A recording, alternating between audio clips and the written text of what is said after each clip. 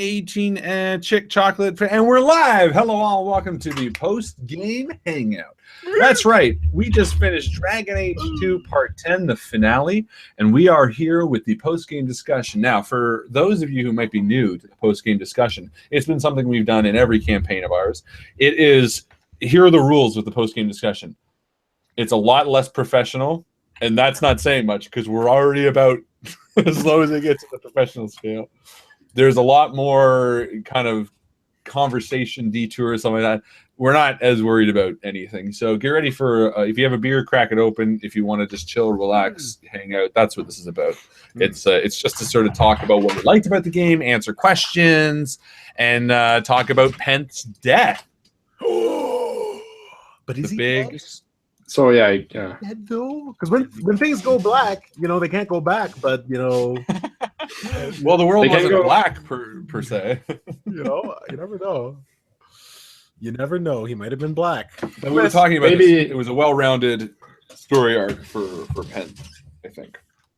yeah, or you know, he's dead. Why don't we explore those feelings a little bit, Christopher? Yeah, so how do you talk feel? about- You had a Well, part of yourself- I mean, I love Pent as a character. I mean, he's like one of the first characters we had, and I think as far as my story, I mean, character development, it was like he's changed so much from first game to this game, and now it's like, I hope, you know, maybe there's something left. I didn't want to die as a player, but I don't think anyone role-playing- wants to die as a player. It kind of makes sense, like role playing it. I was like okay with it, but at the same time, I was like, oh.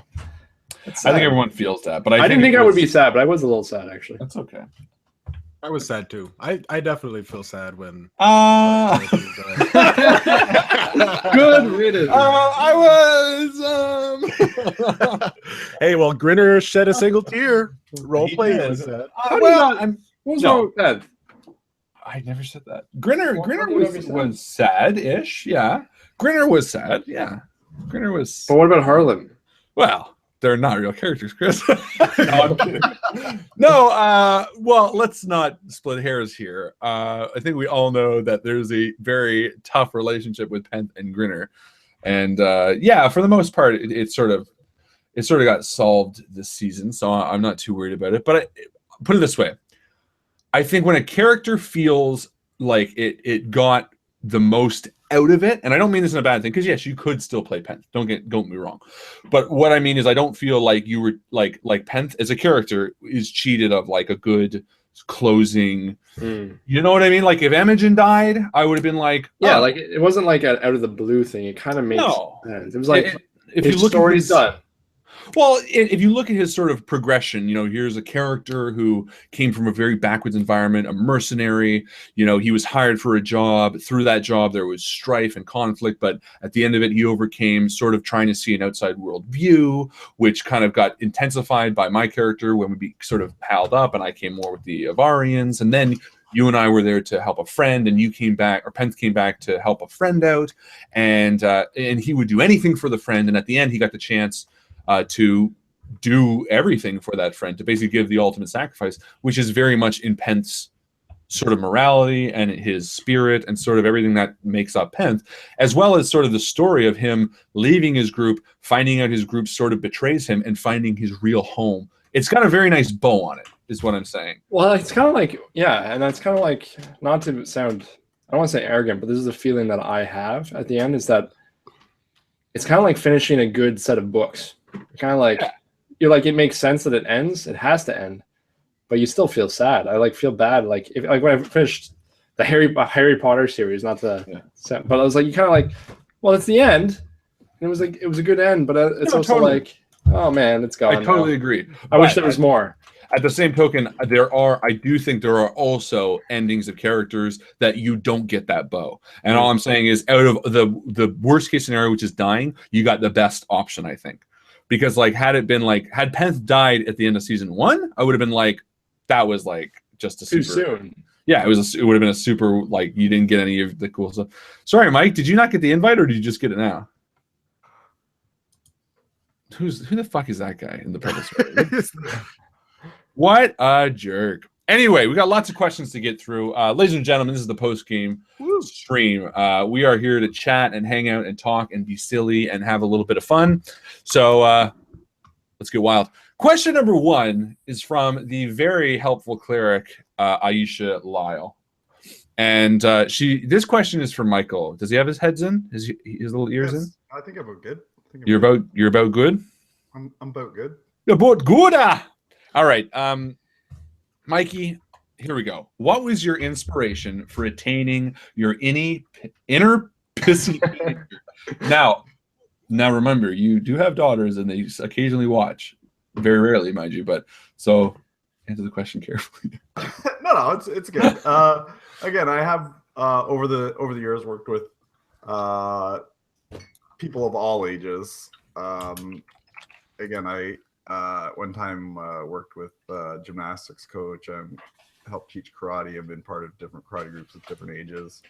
Again, even at work, I work with people of various ages. So, and he knows Chris when he was a kid. Possessed by gods.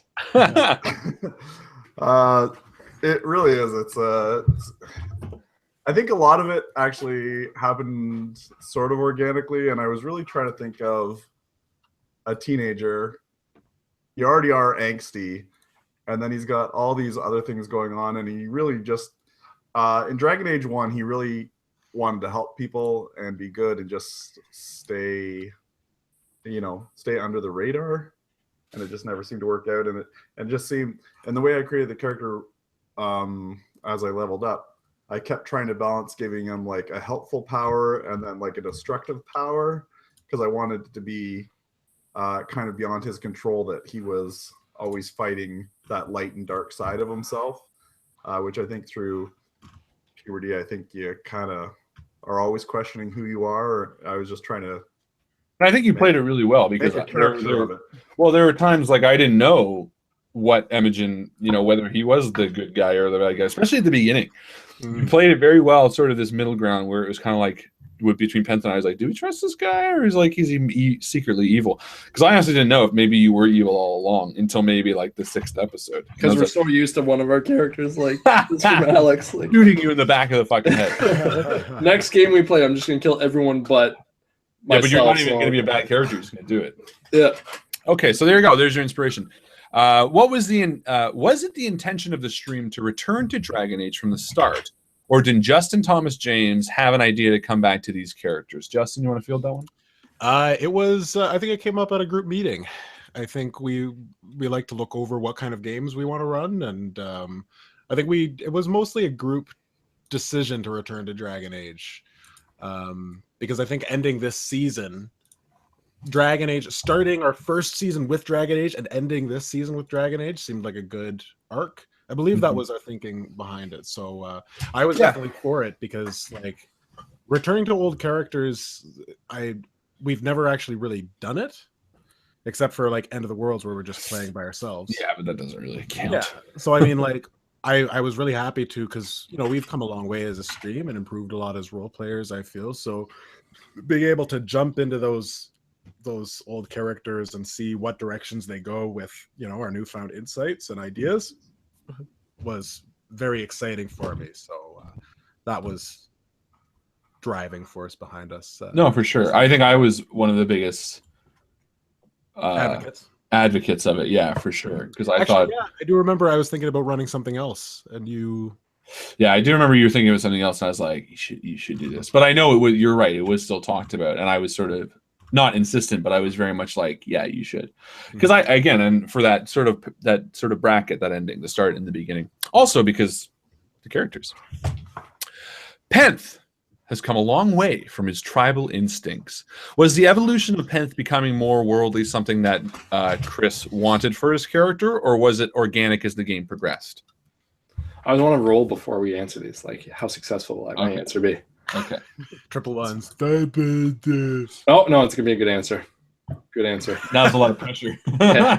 I always had the intention that Penth would have interesting experiences in the sophisticated world. Like, that was one of my favorite parts about Penth, was the fact that he was so unsophisticated. You walk into a bar, didn't know what to do, so I always like to play that up. my intention for was I'm it to taking grow. my shirt off. That's right. Or like the first one where like he saw someone hug and he assumed that's how everyone did it. So I would hug people as they walked in. But I do think that you evolved that more in a humor side than you originally intended. Is that fair to say? Because I know you always intended to do that, but I think, especially the second season, you sort of played into the humor more. Whereas I think the first season, you were a lot more. Yeah, that was the shortcoming on my first season, because actually in my character write-up, it says that he had a good sense of humor. Oh, there you go. Yeah, so I just played him better in the second season. But yeah, his intention was to actually have a good sense of play practical jokes on people and stuff, which didn't actually happen that much. But yeah, no, I wanted it to be an interesting interaction. Whether or not he learned from those interactions was not planned. So, answer the question, I think. Yeah, for sure. Matthew, those are all from Aisha, by the way. Matthew asks, which two characters generated the greatest amount of pseudo-sexual tension, and does this translate into real life? Like that we played, or like NPCs? Because I guess it would be Ashara and Imogen would be the obvious answer. But if we're talking about just characters we played, I guess it has to be Pent and Grinner, because there was a lot of tension there that I think head-on-head action. Head-on-head action. And did it translate into real life? You better believe it does. Chris and I constantly are, fending each other off. Just to stretch lip away from the kiss. It's like what is it? Walk Hard. I don't understand. Oh, you never saw Walk Hard? No, okay. I'm sorry. But you can tell the joke and pretend it's yours. No, it's just there's a part where it's with Darlene and like they're singing like Let's Duet and that whole montage.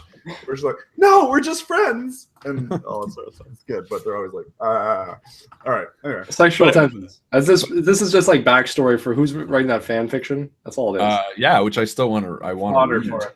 See, I'm very, very comfortable with that kind of stuff, so I really do want to see it. I think it's going to be hilarious. But I think so too. Yeah. But yeah, no, sexual tension, definitely. I would say Pent and Grinner, and then Ashara and Imogen, but that was fictional. But I guess it was between Justin and Mycl. Yes, I was channeling a side of myself that, I've always found attractive, that inner Ashara you have. Yes. So there you go. Is there anything about your characters that you decided to roleplay differently from the first campaign, just because you thought, well, we'd like XYZ to be more 1, 2, 3? Definitely. Good question, Matt. Yeah, I think we all. Let's start with you, Harlan. Let's start with you because we started with other people last time. Yes, I definitely. Well, obviously the Pent Grinner thing. I think we both discussed it before the first season. There was a lot of tension between the two characters and the two players, and we sort of reevaluated and kind of went, all right, look, let's make it easier. And even Justin helped that too, sort of crafting a backstory that the time between the two campaigns we were spending together. Because originally, actually, Justin, and this is sort of a fun fact, Justin had crafted at the beginning of the campaign that I was with Imogen and Pent was on his own. Yeah. And I was like, no, let's get Pent and I together. And that way there's this already. Screwed you and your story, GM.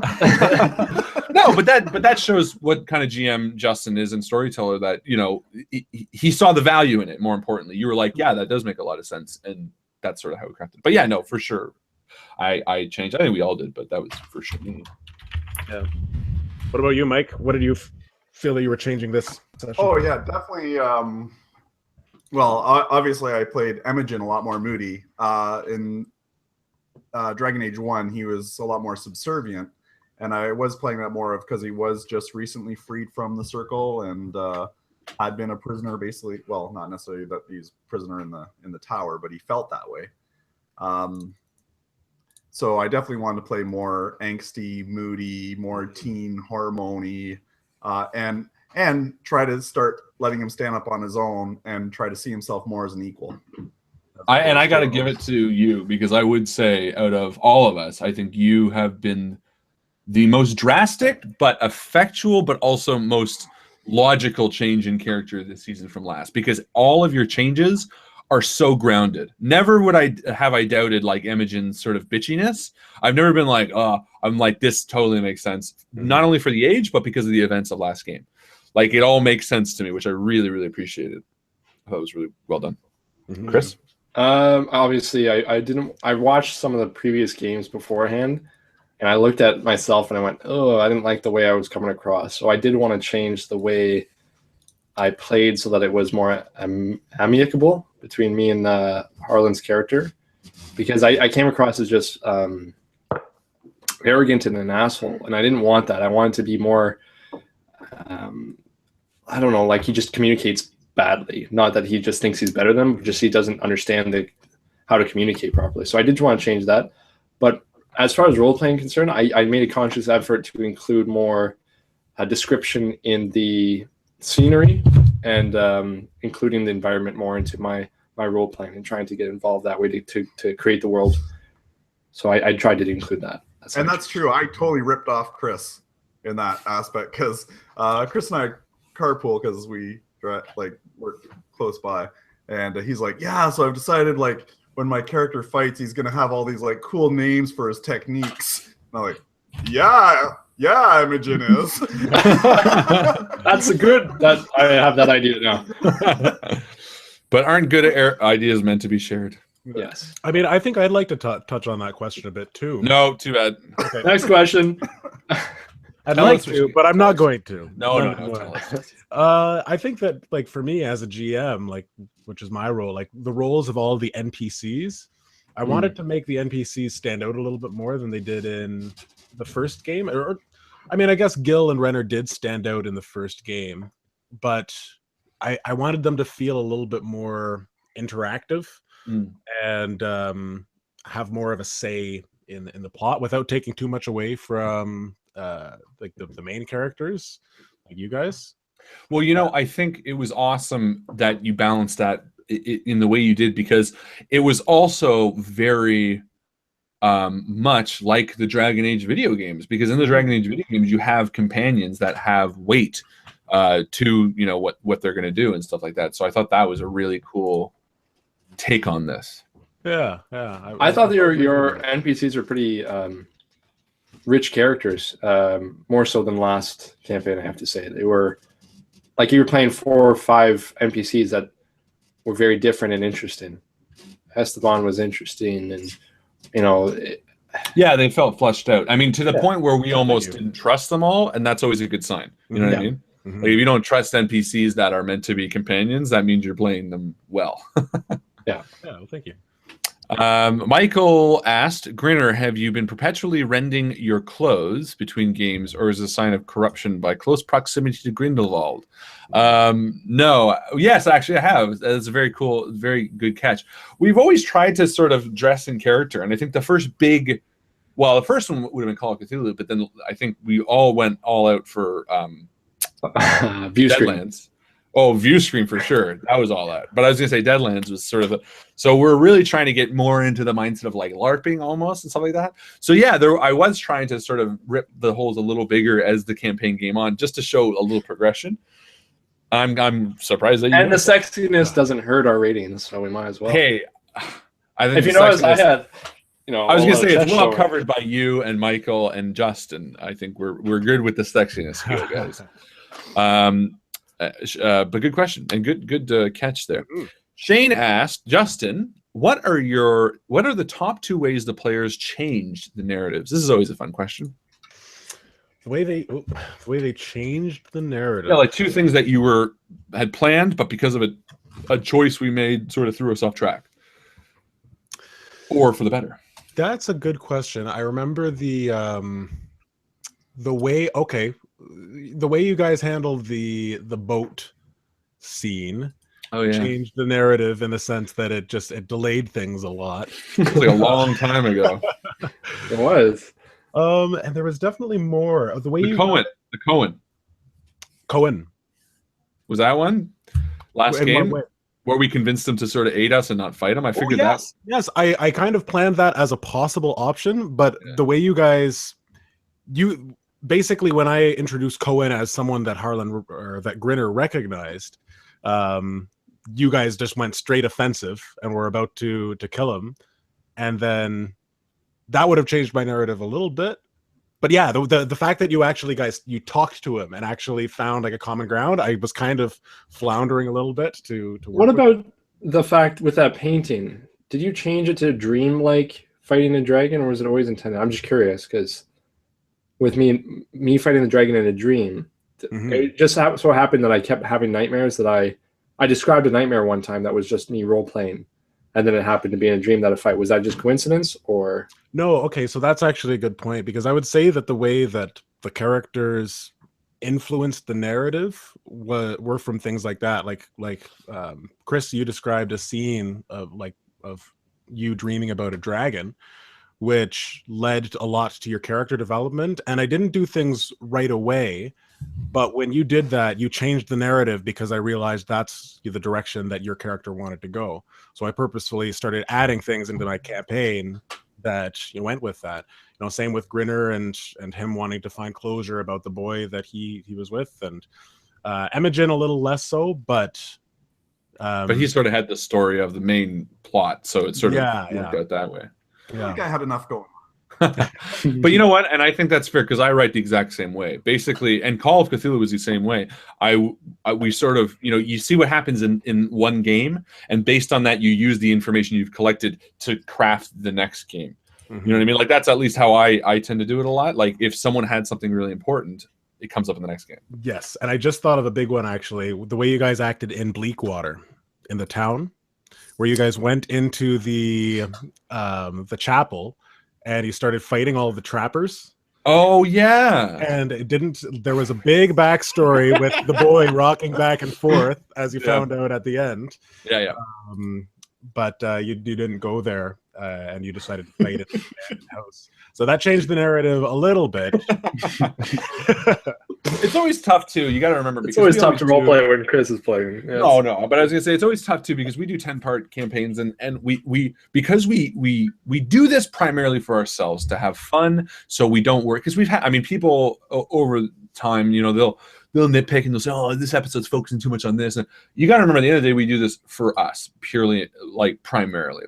The secondary to that is that we do want to make it entertaining. So it is tough to craft a story that's going to have sort of the twists and turns and conflicts, that are going to keep people interested as well. So it is a very tough line to walk. And I do think that these guys do it exceptionally well. Like, with the way that we play and the way that we GM, it is a very tough to keep it interesting to the point where it's going to be interesting to watch, but also still give that freedom and still have the joy. So, and this campaign, I thought, did a fantastic job of that. Oh, thank you. A good point. Michael asked, did Chris know ahead of time that Penth was going to be cut from the Avar? I think we know this. No, not at all. No. Yeah, that was a surprise. So that's the end of that answer. Well, we were all surprised, because No.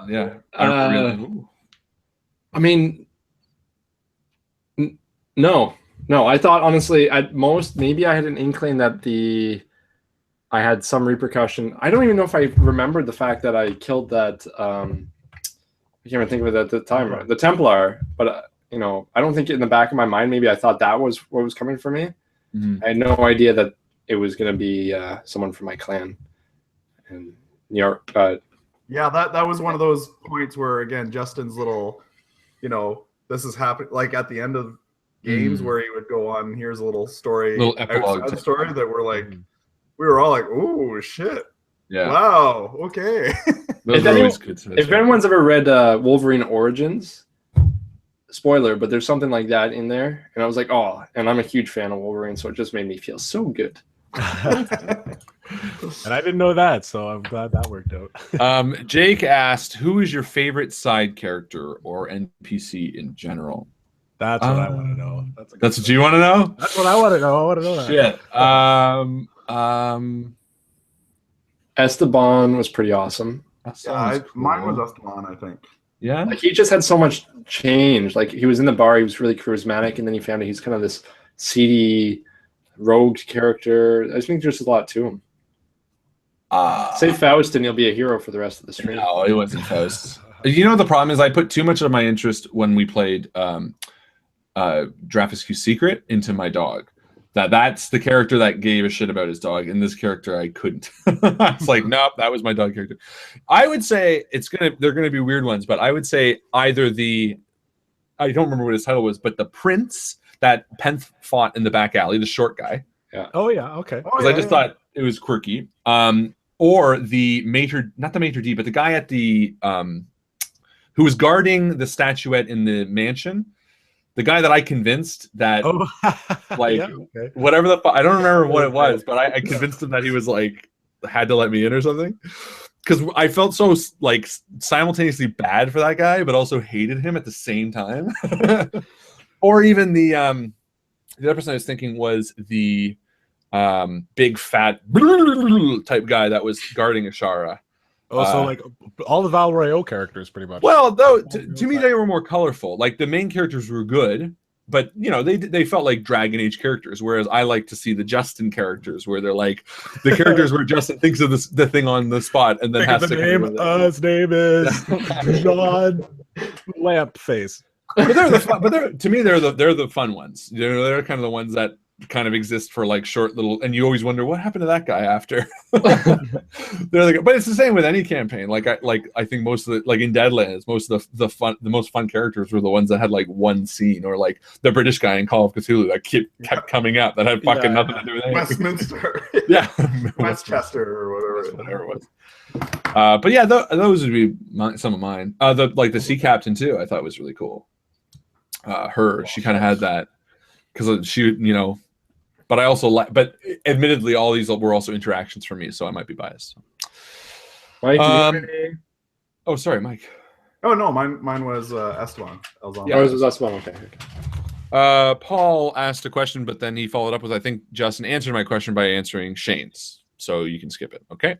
Mike asked, "Are you satisfied with how the game ended, and did the ending surprise you?" Yes and no, satisfied wise, and not in Justin's fault, just because it's sort of like one of those endings that you need more, you know, which is the best kind of ending, I guess. It's not an ending in a way. Well, so there wasn't a lot of I guess downtime afterwards. You guys basically ended, and then that was the it. That was the end. But that's not what I would say. There's really only two endings, really. There's two types of endings that they say. It's like, you know, there's a marriage that they walk off into the sunset, or there's the tragedy where everyone dies. So unless one of those two happens, there's more to the story, right? So there's more to the story. Yeah, exactly. And no, and that's what I'm saying. Well, but that's like saying, you know, did you have a bite of a really, really good steak, and were you satisfied? Because the question was, you're satisfied. Did I enjoy the ending? Yes. Did I think it was like were perfect? Yes. Was I satisfied? No, because I want more. Yeah. That's more. I guess that's more my wording, but it was a good ending. I think, like I mentioned at the beginning, I think Penth's story, in my opinion, was perfect. I think that was a really good sort of. I didn't feel like there was more that Penth needed that didn't get out. You know what I mean?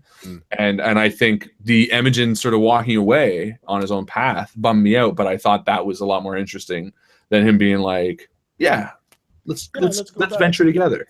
I would have been probably annoyed. I would have wanted that, but I would have been annoyed by that. I'm like, ugh, gotta sit with this little shit for another. No, honestly, when I walked away, it was because I think at that point he would have blamed Grinner for Penth dying and us not staying. Yeah, and I'm gonna give you both barrels if you meet me and blame me again. I'm gonna be like, you fucking haunt the crap out of you. And that's just it. Because I know every time Grinner's done something, it's been for Imogen's best interest. Damn straight. And that's why he chose to walk away, because he was so conflicted. He's so angry. I could have fucked the shit.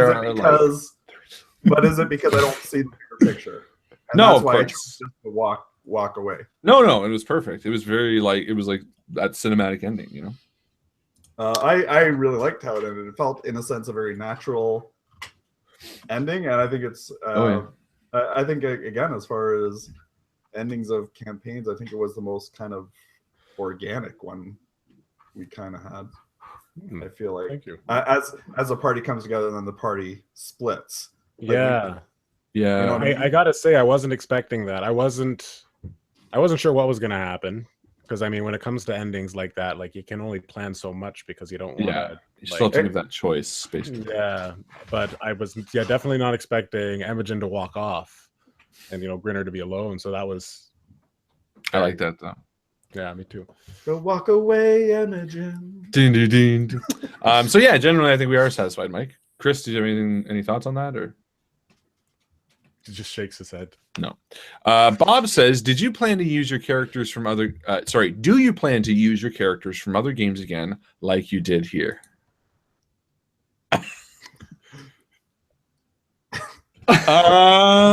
See, here's the thing. We love keeping things surprised because I think that adds a bit of that fun.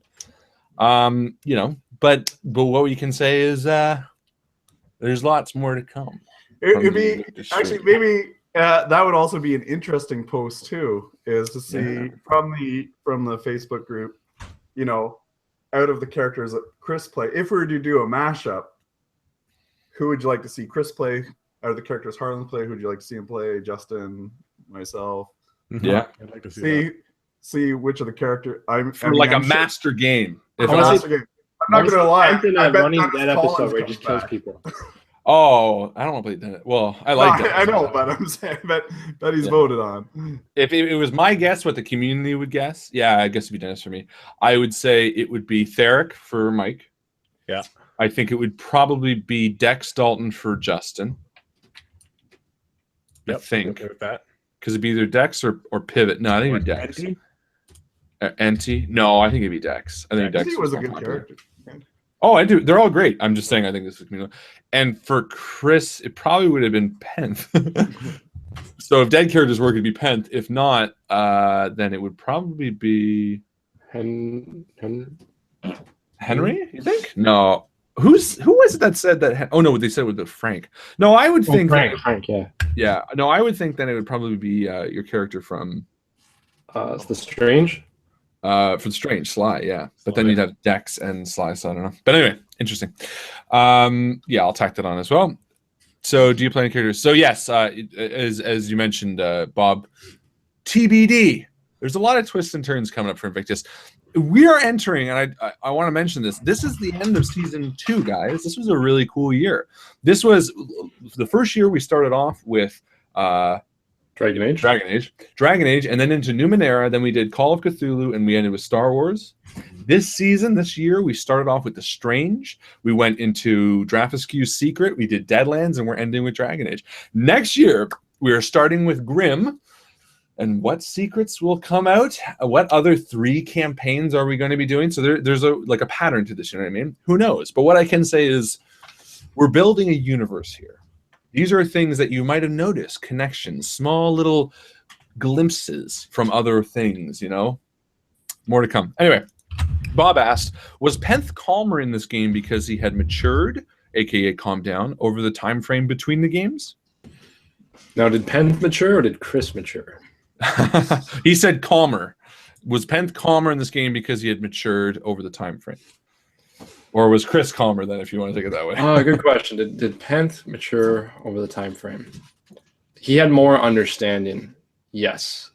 I mean, I wanted to play the fact that him and Grinner had hung out for 2 months basically straight, I imagine, because Penth would have to kind of put in a good word for him to be able to stay with the Emir that whole time. So I think Penth was kind of responsible for this outsider being there.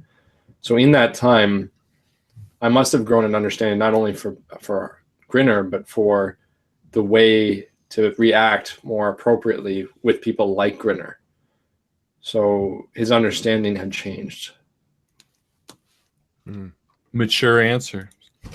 Hey. And good question, Bob. Bob, I'm going to answer that question after because we have a few more. Jake Ortega asked, are we going to get another warrior character to replace the late, great Penth? Too soon. Because if Dragon Age even if Dragon Age didn't come out 3, it's going to be like season 4 probably. But maybe in other campaigns, you never know. There definitely is going to be a warrior. I mean, it's an archetype. There's going to be warrior types in the future. But it's not going to replace Penth, so take that back. Peter asked, the denouement was very well written. It gave the campaign world the last word in a way. That's not really a question, but a good statement. Thanks. Yeah, I appreciate you saying that.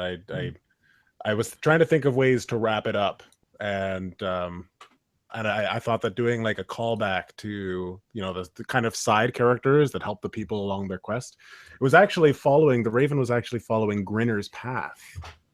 If you noticed that, so I did. Yeah. Well, I did. Very nice though, That was Peter. accurate. Good Thank you, Peter. statement, I guess. And Bob asked, and this is the final question, so if there are any other questions, jump on the event and ask them now. But Bob's last question is, do you guys use Hangouts to role play when you are not doing the stream? No. If we did, we would probably just stream it. Yeah. Because if we did like a one-shot, I'd probably be like, hey, let's just stream this because it'll be extra content. The truth is, we are all at points in our lives where I don't know, it's like tough to get together. And this was a question that came up too because someone else asked, how did we ever play Kingdom Death Monster again after the review? And I was like, well, we did like twice. Once or twice, yeah, but Yeah. we didn't really give it a fair we didn't give it a fair shake, and that's no one's fault. It's just the time. We're at the point now where it's like, and someone was saying, well, why not? Why don't you get together and play? And I was like, when we get together, we have very limited choices in like what we're going to do because we get together fairly rarely. And if we're going to get together, choosing between a board game or a role-playing game, we probably choose a role-playing game because it gives you more freedom. It gives you sort of a chance to, like, I view role-playing games more as like a breather of like creativity. It allows you to think and create and talk. They're also a lot more social. Whereas a board game, I find, is a lot more rules-based. It's a lot more, past this play, and it doesn't always have to be that way, but that's sort of just my general thinking. Do you guys agree with that? Or? Yeah, no, I definitely agree. It's board games. They feel like you have to kind of fit into a box to, for sure, yeah, get them going. Whereas, I guess, and this is kind of because we've been role playing for so long, like just like putting together a little role playing game, like a one shot or whatever, is very easy for us. So yeah. I would rather play a really crappy, quickly put together one shot than dedicate a night to a board game, because, and I want to make this clear, because of how rarely we see each other. If we saw each other on a weekly basis, you bet your ass we'd throw board games in there, nonstop. Because I do love board games. We all love. I'd love to play more Zombicide. Oh yeah, I've still not played that. Betrayal on the House on the Hill. I really want to play Betrayal that. on the House on the Hill is a great game. Yeah. So many good games, and we have those board games again. The army mals that Lucas sent us, as well as, I totally forgot to mention, the miniatures, the Krampus miniatures that Lucas sent us as well, which were awesome. Thank you, Lucas. As well as the board game that he sent to my wife, but I assume we're all going to play it anyway. All fantastic stuff from Lucas, and I don't know if I should thank the company. He didn't really make it seem like it was totally like, well, it's the company that makes the board game, so check it out. Yeah, just check it out. Well, like, I don't know. I don't know if like, because the way he kind of said it was like, oh, I sent you a game. Like, I don't know if they're like, wait, we sent something? Pull out the invoices. Did he pay for? I don't know. So I'm just, you know what? Let's make a bigger deal of it. Right? We have to. Well, I didn't want to overshadow it in case. Well, here's my feeling. What if Lucas, like, is at a board meeting? He's like, hey, I want to send these guys a game from our company, and they're like, yeah, do it. And then he's like, oh, watch this video. I'm sure they'll shout out to us, and then we don't even mention the name of the company. So that's the line, and there's the definition or the explanation of why. But anyway, so no, board games, love them. If we had more time and got together, I think we should just get a house, like buy a house, the four of us, and like a little commie, or just like a community, just like four houses, like an Invictus community. Yeah. Build it in the shape of a D20. Yeah. Well, Chris is one of buy those. land, so we'll build little houses on there. There is a D6 house, which I guess a box.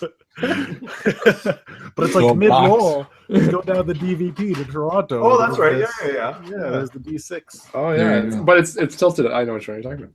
Exactly. It's a well, I think we should buy, a house, live together. We'd stream that much more. That's how all those successful groups do it. They all live together.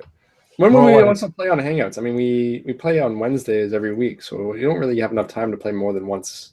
Well, that's what I'm saying. It's the time thing. But, well, it's also like we game stuff. So we obviously do have time to do sort of a more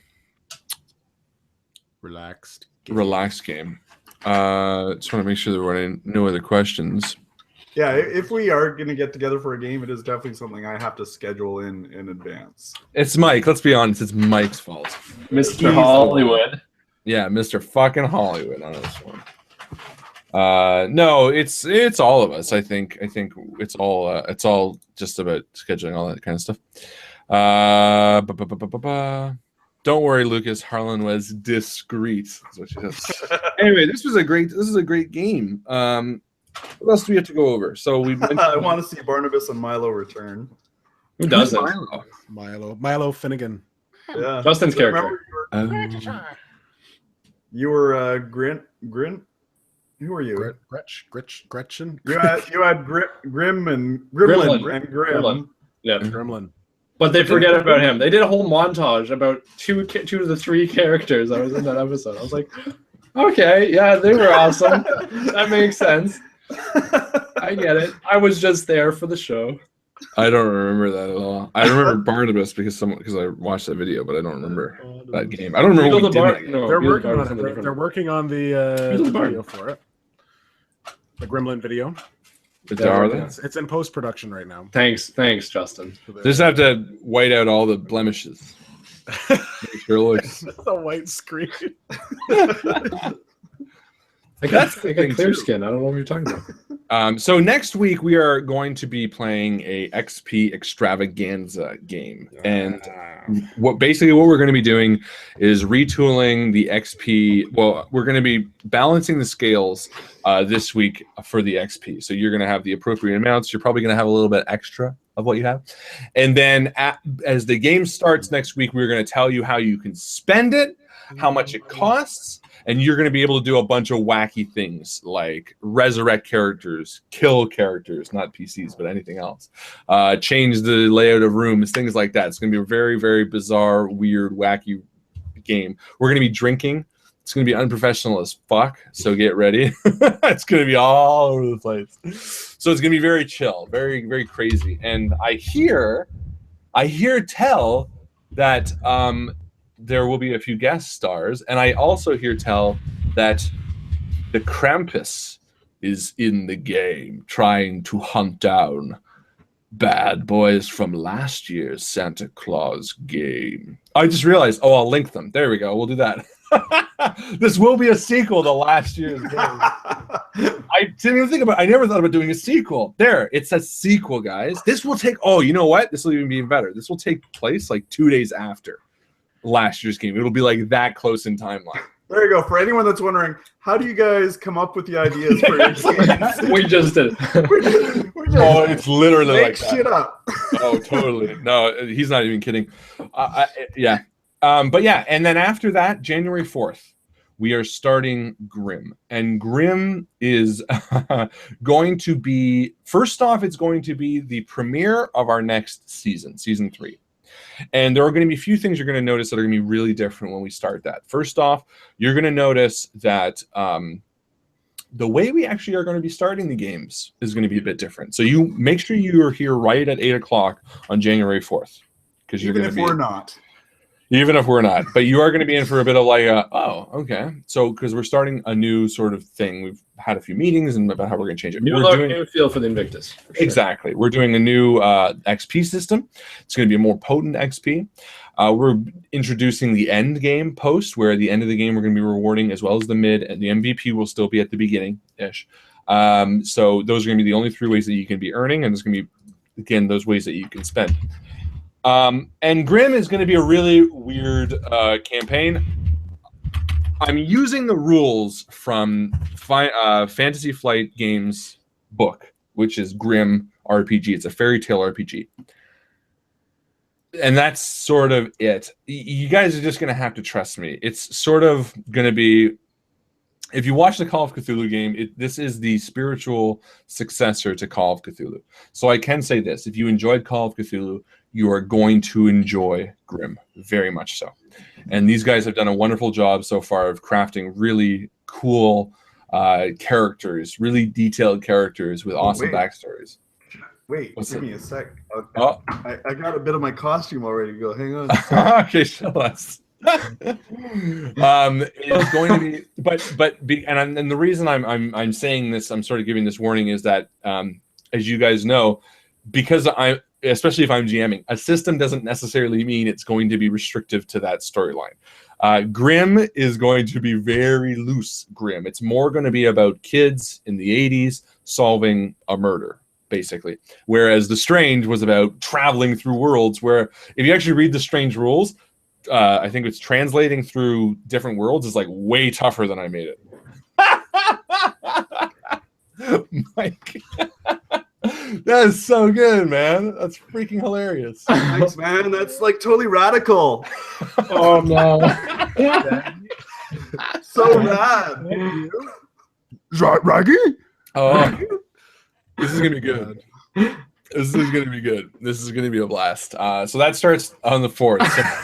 So make sure you are on time and make sure all that kind of stuff happens. There's gonna be a lot of really cool stuff happening there. Well, that is it for me. It looks like the questions are dried up. We didn't need too much. I mean, people tend to love it. Chris, or Justin, no one's poking holes in it. Nope, not yet. Which is always a good thing. Somehow we got to know how many XP we really have. You're going to have more than I think you think. Alex is going to be there for next game, yes. If you do have any questions about the Dragon Age campaign, I mean, and you're watching it not live, then feel free to ask us throughout the week, or whenever you watch this video. Join the Facebook group after you like the video, and post in the comments. On the Facebook group, yeah. Or post in the comments. Post comments, yeah, exactly. Yeah, I will answer them within 7 Do I have any questions about the campaign? Let me think for a second. What the fuck was Grindelwald? Why was he like 1,000,000 feet high?